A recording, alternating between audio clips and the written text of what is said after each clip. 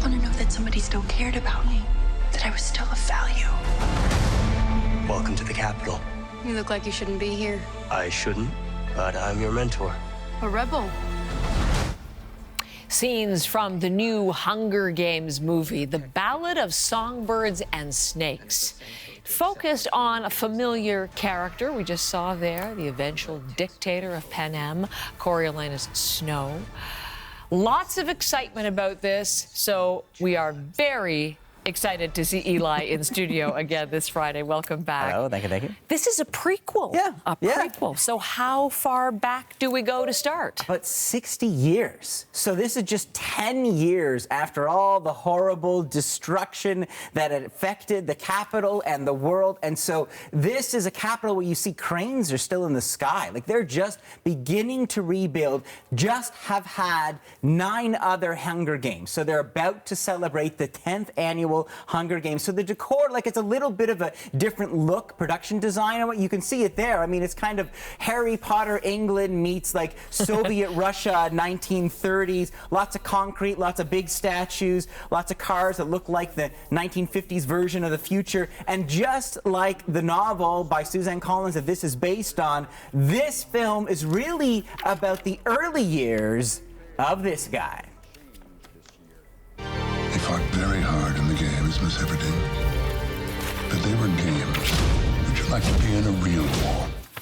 Very nice to see Donald Sutherland, even in the snow-white beard there. Now, that is the President Snow that we know. But this is about before he was the president, before he was the iron-fisted ruler. What made him? Exactly. Okay. It was young Coriolanus. Coriolanus had a father who was a big part of the capital, big part of Panem, but he died, and now it's just him, his sister, his grandmother. They are barely scraping by. They are cutting out parts of their bathroom tiles to make it look like he has the finest clothes, but he can barely fit in. But that is his motivation to compete in these games because he needs money. He needs to survive. If he can win, he will actually get a scholarship and be able to continue his studies. So even though at this point, this Snow has questions about the games, isn't sure that we should be doing this with the volunteers from the other districts, but he's going to win because he needs to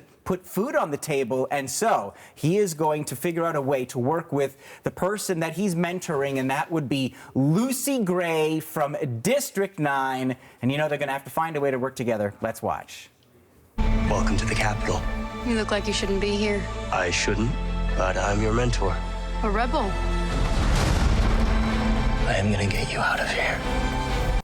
So we got Tom Blythe as the young Coriolanus. Then we have Rachel Zegler. You might remember her from the new West Side Story. Now remember, of course, Jennifer Lawrence. I mean, the Hunger Games did a lot for her career. Katniss, and she had that kind of, you know, rebellious spirit. And very much this character, Lucy, from District 12, has that same kind of scrappy, kind of Dolly Parton sense of defiance, a bit of a lilt in her voice when she speaks. And of course, when the games begin, a little bit of singing, but mostly about singing.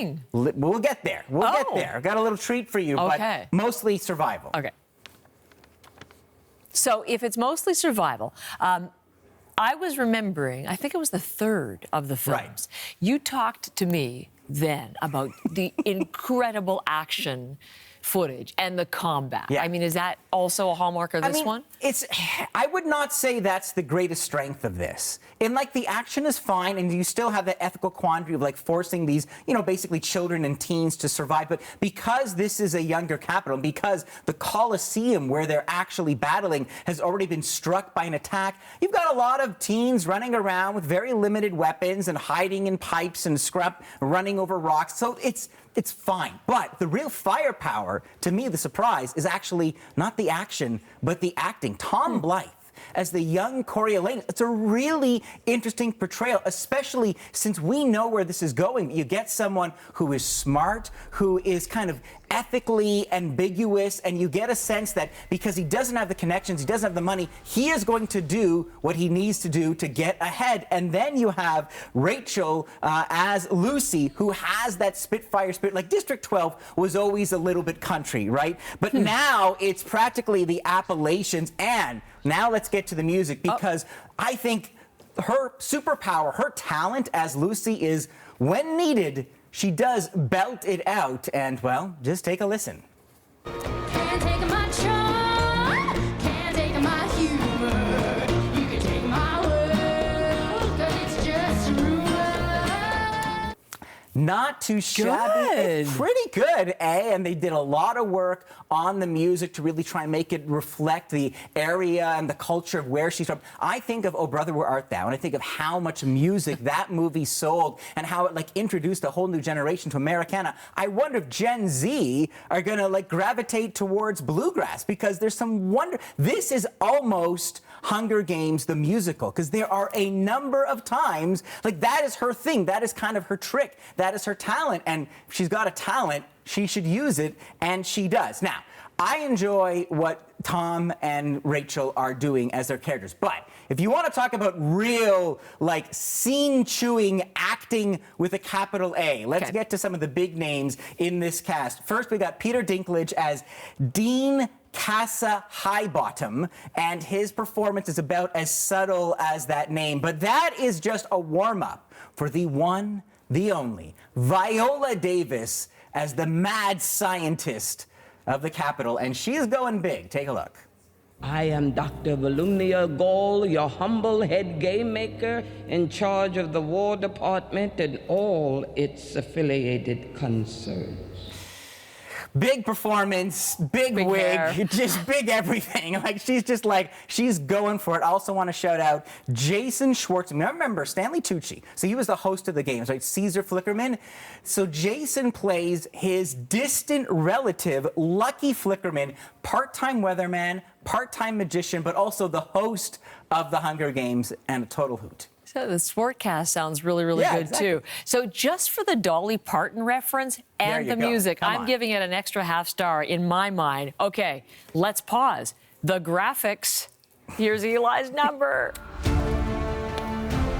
Been very nice. Look at that. 3.5. How come? So here's what happens. Okay. First two parts of this film is split into 3 chapters. I'm there. I had no expectations. The world doesn't need a Hunger Games prequel, so I'm pleasantly surprised. It's complex. I like what they're doing with choreo. But the problem is, this is like making a movie about young Darth Vader. You know what's going to happen at the end. And in the last 30 minutes of this film, all that careful work, building up the ambiguity, building up the complexity, out the window. Forget about it. Takes this wrenching turn as he becomes the anti-hero we always knew he would be, and it was miserable. I sitting there in my chair going, is it still another 20? And I'm watching, it's still just really brutal. So I fully recommend the first 2/3 of this film, and the last 30 minutes, I don't know what to tell you. Bring a nightlight and a book. It's not the best. Okay, well, 3.5 for the first 2/3. Exactly. That's pretty good. Thank you. You're See welcome. you next week in theaters this weekend. If you want to protect people, then it's essential to accept what human beings are and what it takes to control them.